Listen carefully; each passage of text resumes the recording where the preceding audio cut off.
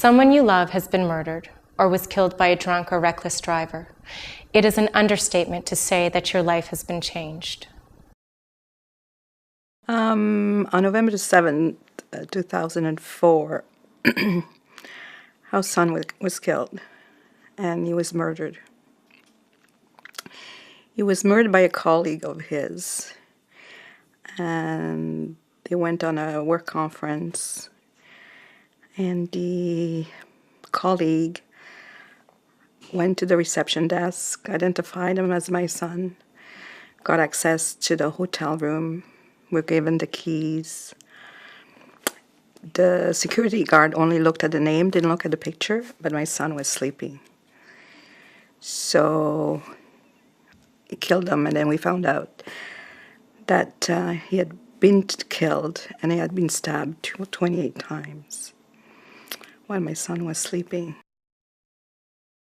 In dealing with homicide, feelings of anger and pain are deep, and it will take a great deal of hard work and time to recover. I did tell the police initially when I came in, I assumed it was a car accident. And he said no. And then that's when he said he'd been murdered in his hotel. So that was very difficult to cope with. And so I just withdrew. It would have been easier for me to have died then, I felt, than coping with the pain. Like the pain was too intense for me to think I could live another day and another day and another day. I feel just like I just could feel like a whole thing had been ripped from inside me. One may never feel as if they have recovered. However, many persons have been in a similar situation and learned to manage their grief. They will need time, determination, and often the support of a caring listener. The feelings one experiences are likely to be very difficult and foreign. In some instances, what you're experiencing may be similar to what others are feeling, and in other instances, it may be hard to relate. This is especially true in crimes such as murder, but it is important to mention that the intense feelings of loss are shared by all. I've read a lot of books, and it tells you about, statistics about marriage failing and marriage not failing. And what I've found, what has done to a family is basically has broken our family, which I find that very hard. And not so much on my immediate family, my husband, my children, but on my sisters, on my parents, because they have different expectations.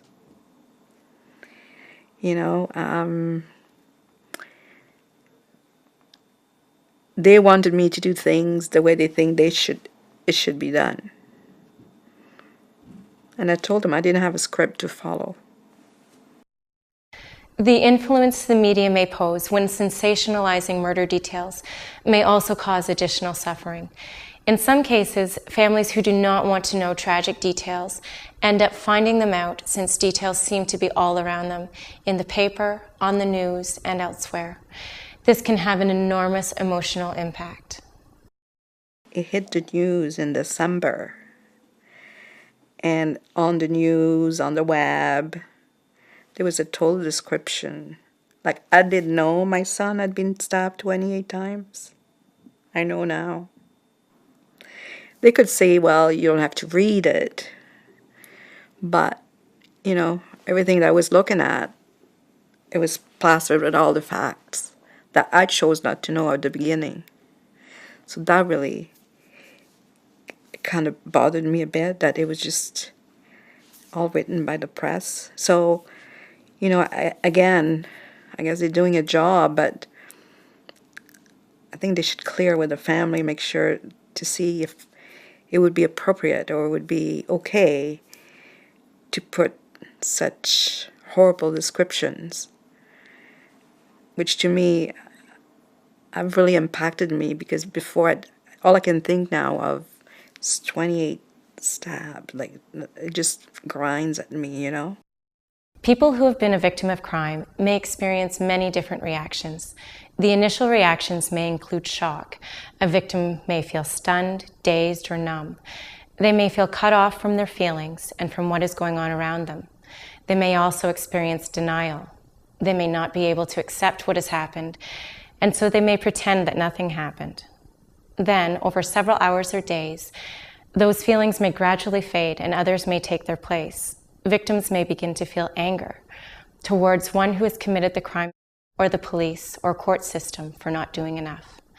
They may also be angry that this has happened and that they no longer feel in control. Fear, they may feel afraid that what they experienced might occur again. Guilt, that perhaps something they did led to the crime, even though they did nothing wrong. Nervousness in crowds, or very suspicious when they are alone with someone they do not know. Flashbacks, reliving the event over and over in their mind. Images of the event keep popping out into their head when they least expect them.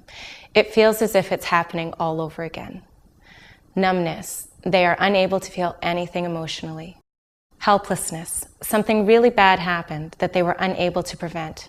They may feel vulnerable or that they are not in control of their life. I think everybody has some kind of an immediate reaction to trauma, but not everybody proceeds through trauma in exactly the same time period or in the same way. So you would have some people who have all kinds of great coping strategies already in their repertoire, who might really be accepting and know that they're going to have some really powerful feelings and be able to go with that, and other people that kind of fight that. Since strong feelings affect your physical health in the weeks after a trauma, you may notice that you are beginning to experience some of the following effects: sleeplessness, tiredness, dreams and/or nightmares, poor concentration, memory problems. You may have difficulty thinking clearly, headaches. There may be changes in your appetite or changes in your libido. You may suffer from aches and pains, or you may feel that your heart is beating faster.